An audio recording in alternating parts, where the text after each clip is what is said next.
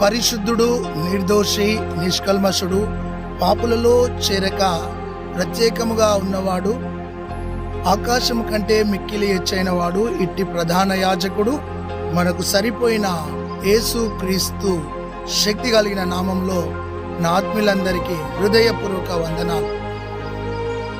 ప్రతిరోజు కొద్ది నిమిషాలు శక్తి కలిగిన దేవుని వాక్యం మీకు అందించడానికి ప్రభు నాకు చూపిన అపారమైన కృపను బట్టి దేవునికి మహిమ కలుగునుగాక. యేసు క్రీస్తు అందరికీ ప్రభు అయి ఉన్నాడు. నా యొద్దకు వచ్చిన వాణ్ణి నేను ఎంత మాత్రము త్రోసివేయనని వాగ్దానం చేసినవాడు. నేనే మార్గము, నేనే సత్యము, నేనే జీవము అని వాగ్దానం చేసినవాడు. దేవుని నామానికి మహిమ కలుగునుగాక. ఆ మార్గము, సత్యము, జీవమైన దేవుడు ఈరోజు తన వాక్కు ద్వారా నీతో మాట్లాడబోచున్నాడు. ఈరోజు మన అంశం యేసు కనికర పూర్ణుడు. ఆత్మీయులారా, కనికరము అన్న మాటకు నిర్వచనము ఎదుటి వ్యక్తి పరిస్థితిని చూసి కరిగిపోయేవాళ్ళు. ఎదుటి వ్యక్తి పరిస్థితిని చూసి మనసును లేదా తన హృదయాన్ని, తన ఆలోచనలను వారి మీద కేంద్రీకృతముంచి వారికి సహాయం చేయడమే కనికరము. నాత్మిలరా, యేసు కనికర పూర్ణుడు. దేవునికి మహిమ కలుగును గాక. యేసు జాలిగల దేవుడు, యేసు ప్రేమామయుడైన దేవుడు, యేసు వెలుగైన దేవుడు, యేసు జీవమైన దేవుడు, యేసు క్షమించే దేవుడు. ఆత్మీయులారా, ఆ కనికర పూర్ణుడైన ప్రభు అయిన యేసు ఈ భూమి మీద సంచరించుచున్న దినాలలో ఆయన కొందరి మీద కనికర పడ్డాడు. యేసు ప్రభు దగ్గరికి ఎవరైతే వచ్చారో వారి మీద కనికర పడ్డాడు.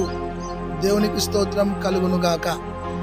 అయితే ఆ యేసు క్రీస్తు యొక్క ఆత్మీయ జీవితం ప్రపంచానికి ఒక మాదిరిని చూపించేది. ఆయన జననములో, ఆయన జీవితంలో, ఆయన మరణములో ఎలాంటి దోషము, పాపము లేని ఒక పరిశుద్ధుడైన దేవుడు యేసు ప్రభు. అయితే ఆ యేసు క్రీస్తు ప్రభు కనికరా పూర్ణుడై ఈరోజు నీతో మాట్లాడుతున్నాడు. లూకా సువార్త 15వ అధ్యాయము 20వ వచనంలో తండ్రి తన కుమారుని చూచి కనికర పడెను అని ఉంటుంది. ఈ ఉపమానము నా ప్రభు ఆయన భూమి మీద ఉన్నప్పుడు ఈ చక్కటి ఉపమానం చెప్పినాడు. దేవునికి స్తోత్రం కలుగునుగాక. యేసు ప్రభు ఒక తండ్రిగా నీతో మాట్లాడుతున్నాడు. తప్పిపోయిన వారి ఎడల కనికర పడేవాడు. ఒక ఇంట్లో నుండి చిన్నవాడు దూరదేశం వెళ్ళి వేశ్యలతోనూ, జూదముతోనూ, పాపములోనూ మలినమైపోయి, పాడైపోయి, పతనమైపోయి, వస్త్రాన్ని కోల్పోయి, ఉంగరాన్ని కోల్పోయి, భక్తిని కోల్పోయి, ఆత్మీయతను కోల్పోయి, అన్నిటినీ కోల్పోయి నిరాకారమైన తరువాత తన తండ్రి ఇంటికి వెళ్తానని తనకు బుద్ధి వచ్చినప్పుడు తను లేచి నా తండ్రి ఇంటికి వెళ్తానని వచ్చుచున్న సమయంలో దూరం నుండి తండ్రి చూచి కనికరపడి అని ఉంటుంది.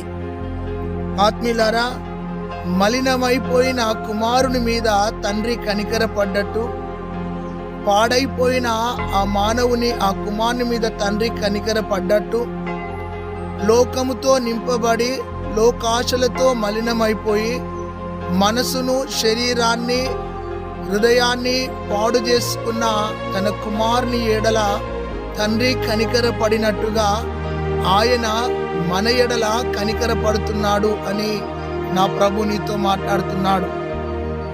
ఒకవేళ తప్పిపోతున్న వ్యక్తిగా ఉన్నావా, ఆయన కనికరము నీ మీద ఉంది, తిరుగుమని ప్రభు చెప్తున్నాడు. ఆయన కనికర పూర్ణుడైన దేవుడు, ఆయన కృపా సమృద్ధి కలిగిన దేవుడు, ఆయన వాత్సల్యం కలిగిన దేవుడు, ఆయన క్షమించుటకు సిద్ధ మనసు కలిగిన దేవుడు. తప్పిపోయిన మానవ జాతి మీద కనికర పడుతున్న కరుణా సంపన్నుడు ప్రభు అయిన యేసు. ఈరోజు ఈ వాక్యాన్ని నీ జీవితానికి అన్వయించుకో. నువ్వు ఏ ఏ పరిస్థితుల మధ్యలో తప్పిపోతున్నావు? ఇంట్లో ఉండి తప్పిపోతున్నావా? సంఘంలో ఉండి తప్పిపోతున్నావా? నువ్వు దేవుని ఆజ్ఞలను విడిచి తప్పిపోతున్నావా? ఆయన సన్నిధి నుండి తప్పిపోతున్నావా? తప్పిపోతున్నావేమో ఈరోజు తిరుగుము అని దేవుడు చెప్తున్నాడు. ఆయన నీ మీద కనికరపడుటకు సిద్ధ మనసు కలిగిన వాడు. దేవునికి స్తోత్రం. కనికరపడి ఆ కుమారుడు ఇంటికి వస్తే తనకు ప్రశస్త వస్త్రాన్ని కప్పినాడు. కనికరముతో చక్కటి ఉంగరాన్ని పెట్టినాడు. కనికరపడి తనకు పాద జోడులు తొడిగినాడు. కనికరపడి దూడను వధించినాడు. నా ఆత్మీయ సహోదరి సహోదరుడా, ఆయన కనికర పడుట ద్వారా పోయిన వారసత్వం తిరిగి ఆ చిన్నవానికి ఇచ్చాడు. ఈరోజు నీ స్థితిని కోల్పోయి, నీ భక్తిని కోల్పోయి, నీ విశ్వాసాన్ని కోల్పోయి, నీ ఆత్మీయతను కోల్పోయి, లోకంలో వెళ్ళిపోయి, లోకాశలతో మలినమైపోయి నువ్వు ఇష్టానుసారంగా జీవిస్తున్నావేమో. తండ్రి నీ ఎడల కనికరపడుతున్నాడు. ఆ జాలి కలిగిన ప్రభు, కృపా సమృద్ధి కలిగిన వాడు, దీర్ఘశాంతం కలిగిన నా ప్రభు నీ మీద కనికరపడుతున్నాడు. నీ యొక్క పాపాన్ని మలినాన్ని విడిచి, లోకాన్ని స్నేహాన్ని చెడును విడిచి, నిన్ను పాడు చేస్తున్న స్నేహాన్ని విడిచి, నువ్వు ఎక్కడైతే మలినమైపోతున్నావో ఆ స్థలాన్ని, ఆ వ్యక్తిత్వాన్ని, ఆ వ్యక్తులను విడిచి నువ్వు తిరిగి తండ్రి యొద్దకు రా. ఆయన నీ మీద కనికర పడడానికి ఇష్టపడుతున్నాడు. అయితే నువ్వు దూరముగా ఉన్నావేమో, ఆయన సన్నిధికి రమ్మని ప్రభు చెప్తున్నాడు. దేవునికి స్తోత్రం కలుగునుగాక.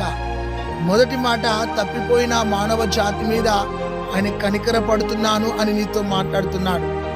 ఈరోజు కూడా సహోదరి సహోదరుడా, నీవు నీ ఆత్మీయ జీవితంలో అంతరంగంలో తప్పిపోతున్నావేమో.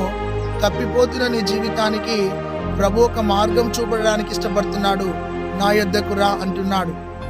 ఆయన సన్నిధికి వచ్చినప్పుడు ఆయన నీ స్థితిని మార్చేవాడు, నీ గతిని మార్చేవాడు, నీ జీవితాన్ని మార్చేవాడు, నీకు పరిశుద్ధతనిచ్చేవాడు. దేవునికి స్తోత్రం.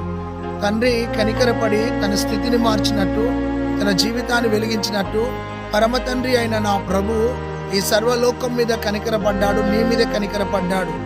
దేవుడు లోకాన్ని ఎంతో ప్రేమించను అని వాక్యం సెలవిస్తుంది. ఆ ప్రేమ నీ కోసము నా కోసము సిలువలో మరణించింది. అంత కనికరపడుతుండగా ఆయనకు నువ్వెందుకు దూరంగా ఉంటున్నావు? ఈరోజు తిరుగు ఆయన వైపు అని ప్రభు చెప్తున్నాడు.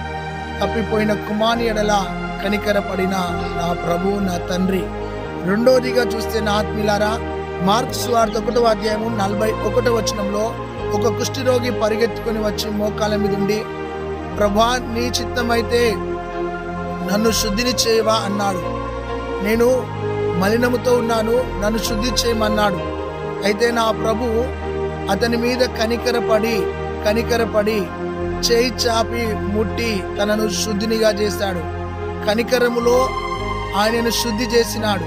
తప్పిపోయిన కుమారుని మీద కనికరపడి స్థితిని మార్చినాడు.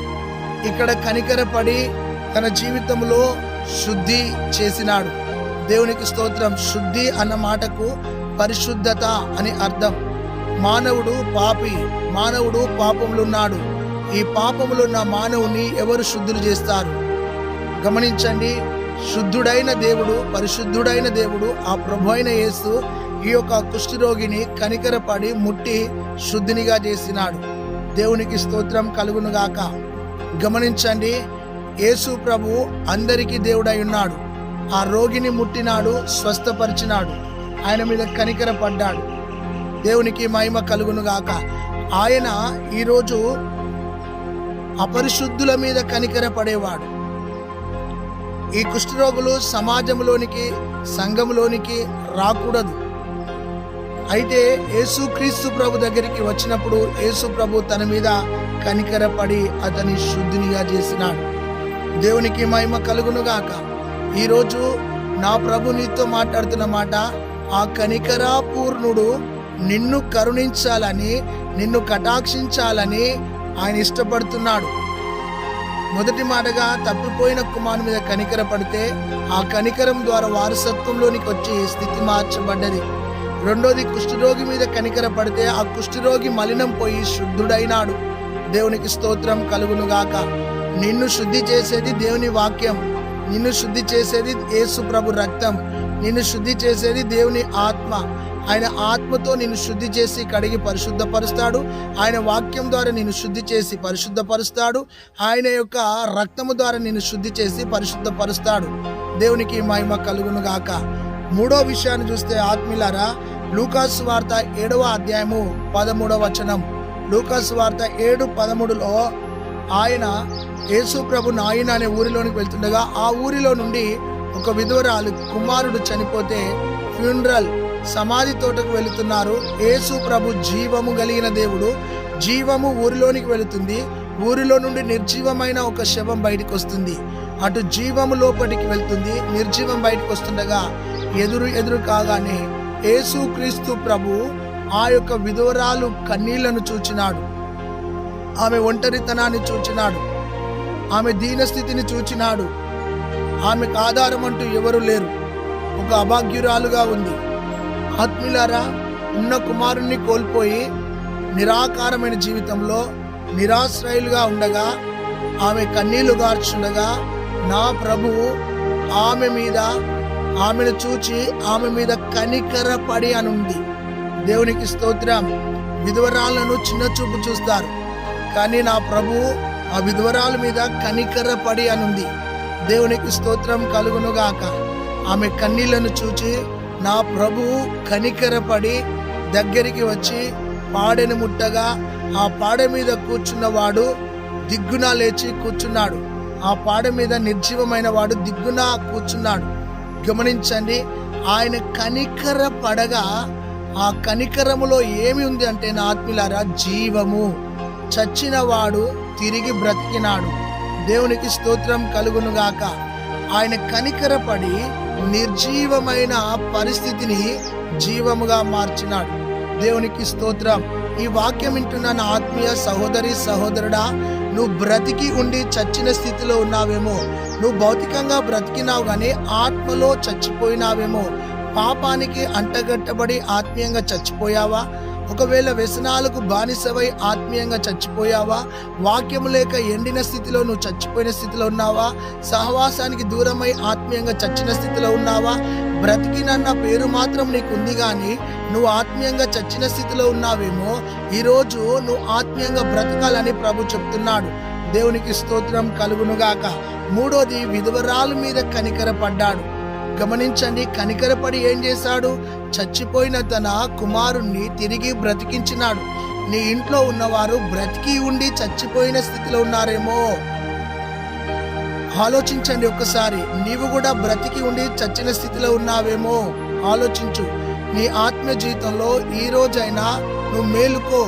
ఒకవేళ ప్రభా, నేను ఆత్మీయంగా చచ్చిన స్థితిలో ఉన్నానేమో, నాకు జీవము దయచేయి, నాకు బలము దయచేయి, నాకు శక్తి దయచేయి, నాకు కృప దయచేయి, నన్ను బ్రతికించు ప్రభు అని, నన్ను వెలిగించు ప్రభు అని అడుగు. ఆయన నీ మీద కనికర పడేవాడై ఉన్నాడు. దేవునికి స్తోత్రం కలుగును గాక. ఆత్మీయులారా, ఈయన కనికరపడి ఆ పాడెను ముట్టగా ఆ గ్రామములో గొప్ప అద్భుతం జరిగింది. ఆ కుమారుడు బ్రతికినాడు. ఆ ప్రజలందరూ సంతోషించినారు. దేవునికి స్తోత్రం కలుగును గాక. అది మూడో విషయం.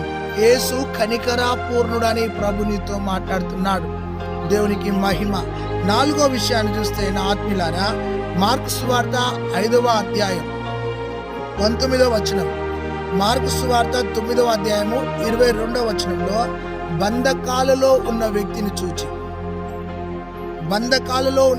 చూచి కనికరపడ్డాడు. ఇతడు సమాజానికి దూరంగా, సంఘానికి దూరంగా, కుటుంబాలకు దూరంగా, బంధువులకు దూరంగా, అందరికీ దూరంగా ఉండి ఇతడు సమాధులలో వాసం చేస్తున్నాడు. అతడు తన రాళ్లతో కొట్టుకుంటున్నాడు. అతడు చాలా భయంకరమైన స్థితిలో ఉన్నాడు. తన్ని బాగు చేసేవారు ఎవరు లేరు. చాలా యాతన పడుతున్నాడు. తన పరిస్థితులు ఎలాగున్నాయంటే అతన్ని బంధించి తీసుకుని వెళ్ళి సమాధుల తోటలో విసిరేశారు. అలాంటి వాని దగ్గరికి నా ప్రభు వెళ్ళినాడు. బంధకంలో ఉన్న వాని మీద కనికరపడ్డాడు. ఆత్మీయులారా, 5 రకాల బంధకాలు. 1 పాపం అనే బంధకం, 2 మానసిక బంధకం, మూడోది అనారోగ్యం అనే బంధకం, నాలుగోది అప్పు అనే బంధకం, ఐదోది ఆత్మీయులారా గమనించండి, నీ జీవితంలో ఎదురవుతున్న పోరాటాలు అనే బంధకం. ఈ బంధకాలలో నుండి నిన్ను విడిపించేది ప్రభు అయిన యేసు. నువ్వు ఏ బంధకంలో ఉన్నావు? శాపం అనే బంధకమా, పాపం అనే బంధకమా, లేదా రోగం అనే బంధకమా, వ్యసనం అనే బంధకమా, జూదం అనే బంధకమా? ఒక బంధకంలో బంధించబడి ఉన్నావేమో. శరీర క్రియలు అనే బంధకమా? ఈరోజు నీ బంధకములో నుండి నా ప్రభు బయటికి తీసుకొని రావడానికి ఇష్టపడుతున్నాడు. నాలుగో విషయాన్ని చూస్తే బంధకాలలో ఉన్నాడు. 2000 దురాత్మ బంధకాలతో బంధించబడ్డాడు. ఆ బంధకాలలో ఉన్న వాని మీద నా ప్రభు కనికరపడ్డాడు. సమాజం తనను బాగు చేయలేదు, వ్యక్తులు తనను బాగు చేయలే. అలాంటి బాగుపడలేని ఒక వ్యక్తి దగ్గరికి నా ప్రభు వెళ్ళి వాని బంధకాలలో నుండి విడిపించగా స్వస్థతా చిత్తుడై తన ఊరికి వచ్చి గవిని మీద కూర్చున్నప్పుడు ప్రజలు అతను చూచి భయపడ్డారు. దేవునికి మహిమ కలుగును గాక. ఈరోజు ఈ వాక్యం నీతోనే సూటిగా మాట్లాడుతుంది. ఒకవేళ నీవు కూడా బంధకంలో ఉన్నావేమో, బంధకములో నుండి బయటికి రమ్మని ప్రభు చెప్తున్నాడు. దేవునికి మహిమ కలుగును గాక.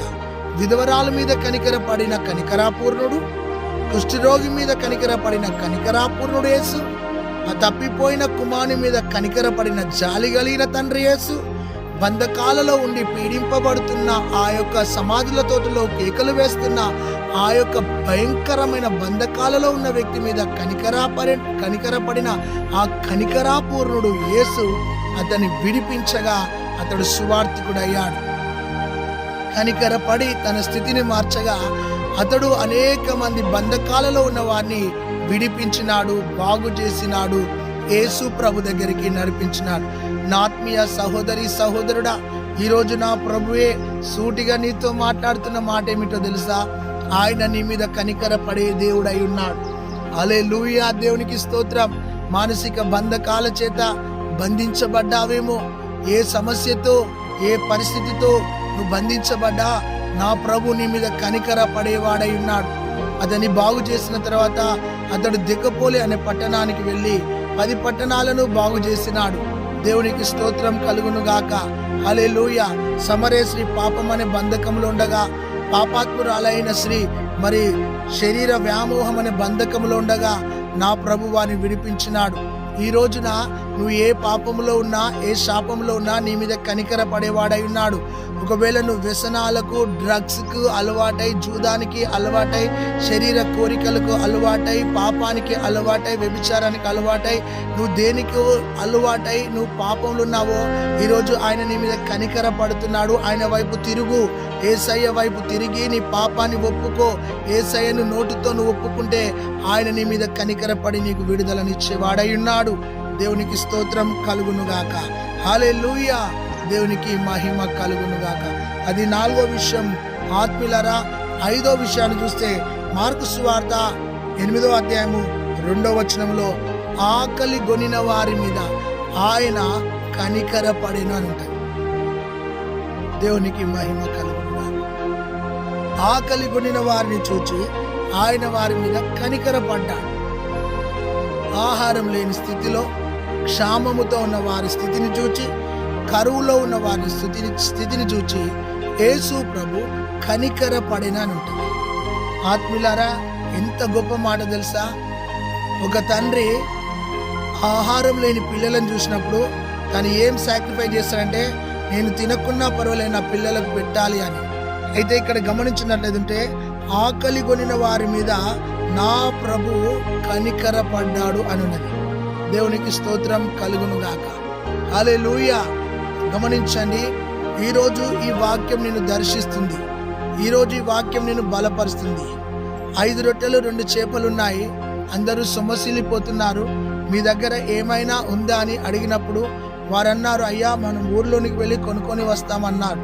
అయితే ఒక చిన్నవాడు చూచి నా దగ్గర ఉంది అన్నప్పుడు ఆ చిన్నవాడి చేతిలో ఉన్న 5 రొట్టెలు 2 చేపలు నా ప్రభు చేతిలో పెట్టగా వాటిని విరిచి ఆశీర్వదించగా దాదాపుగా 5,000 మంది ఆహారాన్ని భుజించినారు. అంతేకాదు ఇంకా 12 గంపలు మిగిలినాయి. ఆయన ఆకలి కొనిన వారిని చూచి కనికరపడ్డాడు. దేవునికి స్తోత్రం కలుగునుగాక. నువ్వు సొమ్మసిల్లిపోవడం, నువ్వు కూలిపోవడం ఆయనకి ఇష్టం లేదు. దేవునికి మహిమ. ఈరోజు నీ ఇల్లు కరువులో ఉందేమో, నీ పరిస్థితి కరువులో ఉందేమో, చాలా కష్టపడుతూ నీ కుటుంబాన్ని నడిపిస్తున్నావేమో. ఈరోజు అడుగు, ప్రభువా క్షామంలో ఉన్న నాపై కనికరపడు నాయనా, కరువులో ఉన్న నీ కనికరం నా మీద ఉండాలి ప్రభు అని ప్రభుని అడుగు. దేవుని బిడ్డలారా, పరిచర్య ప్రారంభ దినాలు చాలా గడ్డు దినాలు, చాలా భయంకరమైన పరిస్థితుల గుండా మేము నడిచిన సమయాలలో ఆటో ఛార్జ్ లేక, బస్ ఛార్జ్ లేక నడుచుకుంటూ కాజుపేట నుండి మేము సేవ చేసే గ్రామానికి నడుచుకుంటూ వెళ్ళేవారం. ఆత్మీయులారా, అలాంటి కరువు దినాలలో, కష్ట దినాలలో నా ప్రభు మా మీద కనికరపడ్డాడు, మా స్థితి మీద కనికరపడ్డాడు, మా చేయి పట్టుకొని నడిపించినాడు, మా ముందు వెలుగై నిలిచినాడు, మాకు మార్గం చూపినాడు. మమ్మల్ని నిన్నడు ఆయన త్రోసివేయలే. ఆయన మీద ఆధారపడిన బిడ్డలను ఆయన ఎంత మాత్రము త్రోసివేయడు, విడువడు. ఈరోజు వాగ్దానం నీ కోసమే. నిన్ను విడువను, నిన్ను ఎడబాయనని ప్రభు సూటిగా నీతో మాట్లాడుతున్నాడు. ధైర్యం తెచ్చుకో సహోదరి, సహోదరుడా. ఆయన ఆకలి గొనిన పిల్లలను చూచి కనికరపడి వారికి ఆహారం పంచిపెట్టినాడు. దేవునికి మహిమ కలుగును. గమనించండి, ప్రభువే ఈరోజు నీతో సూటిగా మాట్లాడుతుండగా నువ్వు ధైర్యం తెచ్చుకో. ఈరోజు నువ్వు ఒక మాట అడుగు, ప్రభువా నేను నీ బిడ్డను ప్రభా, నా మీద నువ్వు కనికరపడు ప్రభా అని ఆయనను వేడుకో. ఆయన ఖచ్చితంగా నీ మీద కనికరపడే.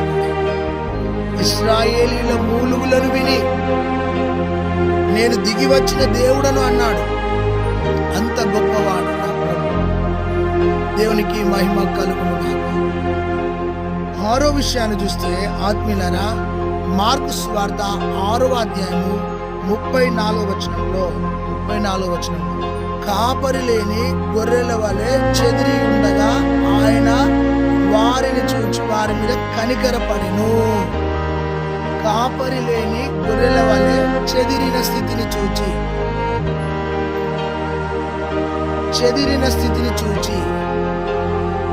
నడిపించే నాయకుడు లేక, నడిపించే బోధకుడు లేక, కాపరి లేక గొర్రెలు చెదిరిపోయినట్టు ప్రజలు చెదిరిపోగా వారి మీద నా ప్రభు కనికరపడ్డాడు. చెదిరిన నీ స్థితిని చూచి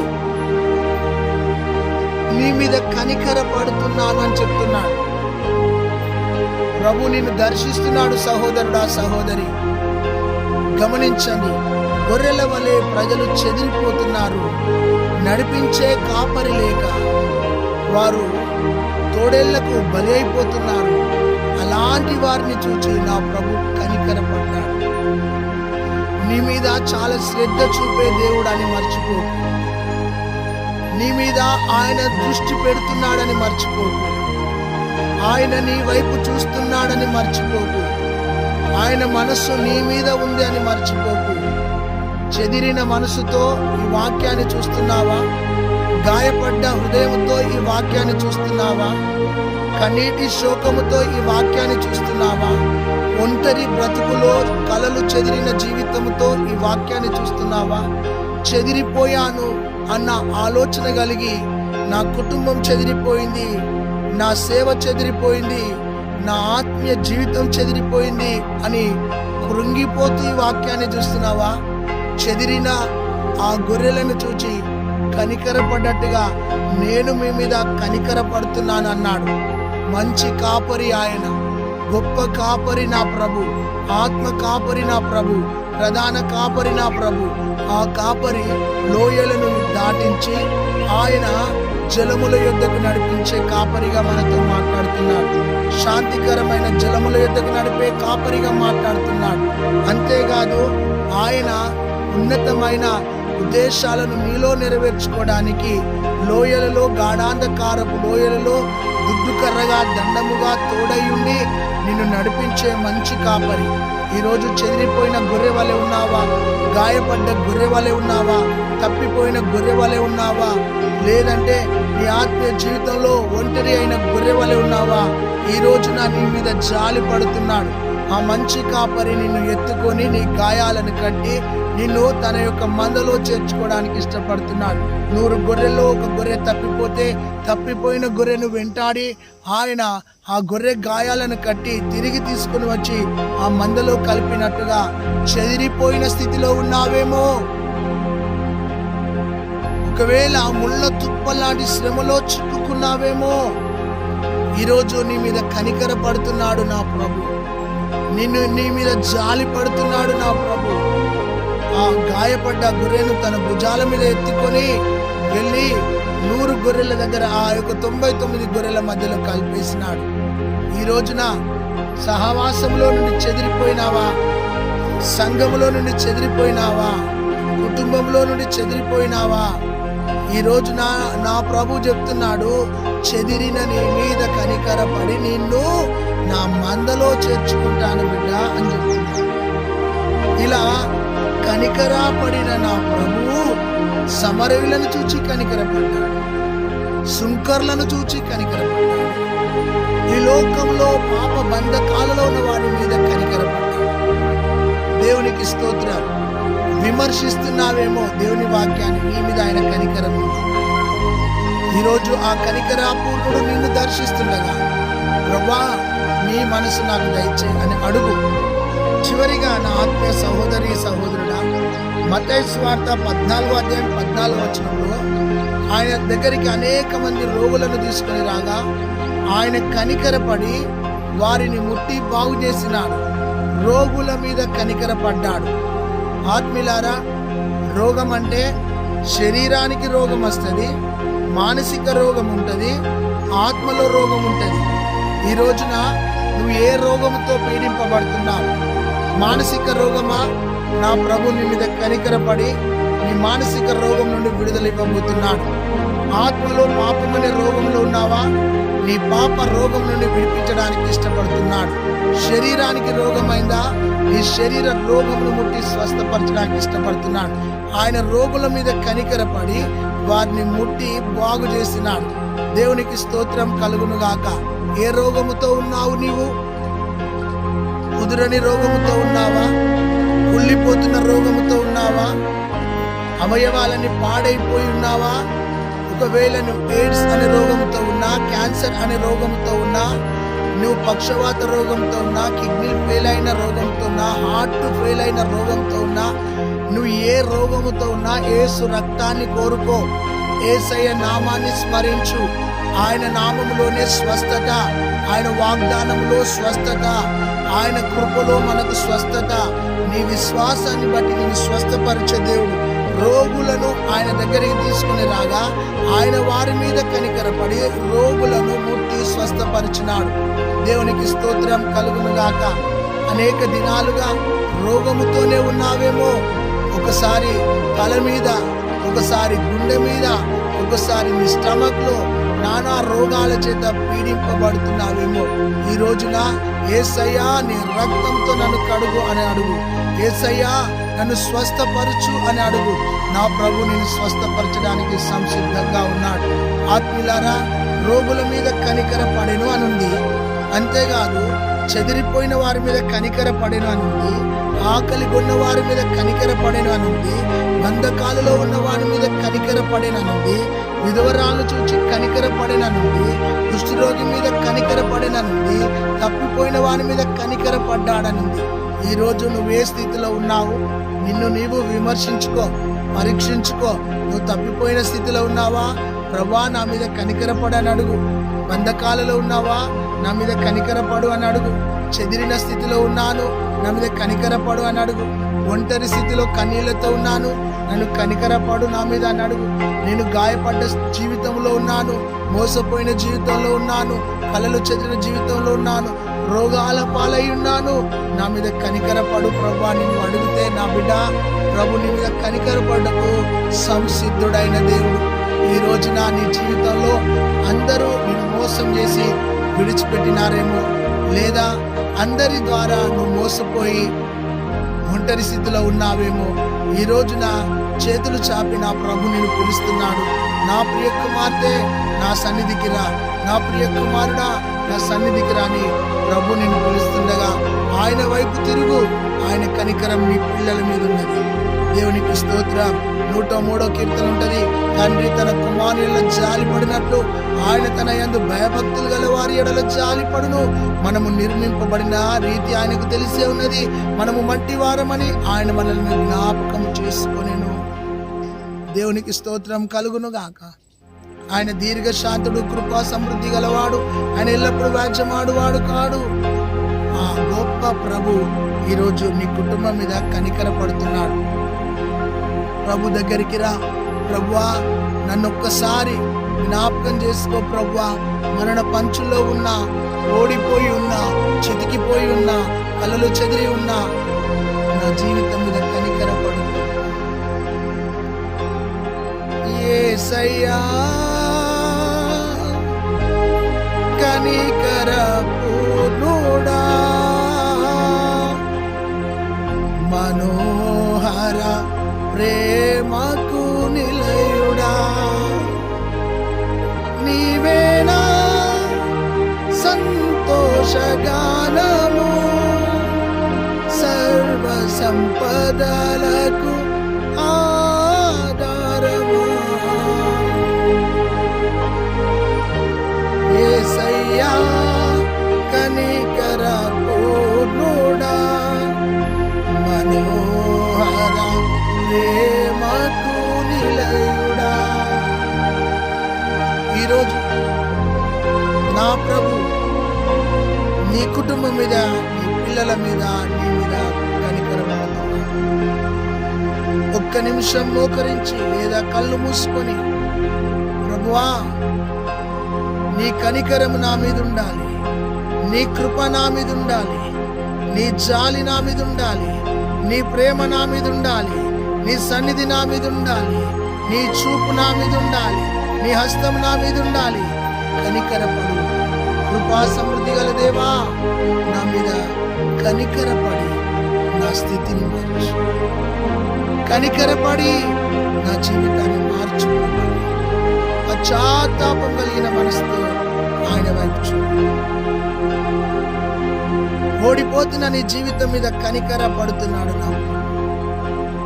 చితికిపోయిన నీ బ్రతుకు మీద కనికర పడుతున్నాడు నా ప్రభు.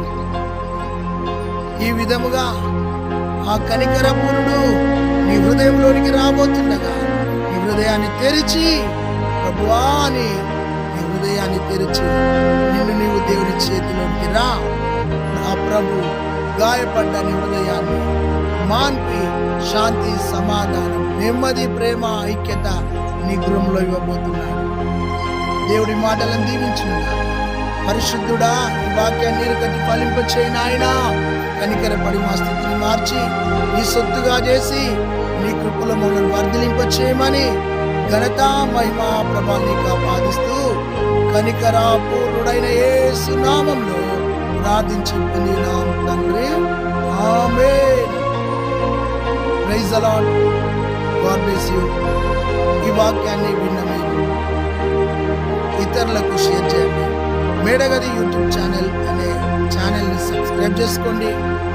అంతేకాదు, ఈ వాక్యం మీకు నచ్చితే మరొకసారి విని నీ యొక్క స్పందన నాకు చెప్పగలరు. దేవుడు నిన్ను, నీ కుటుంబం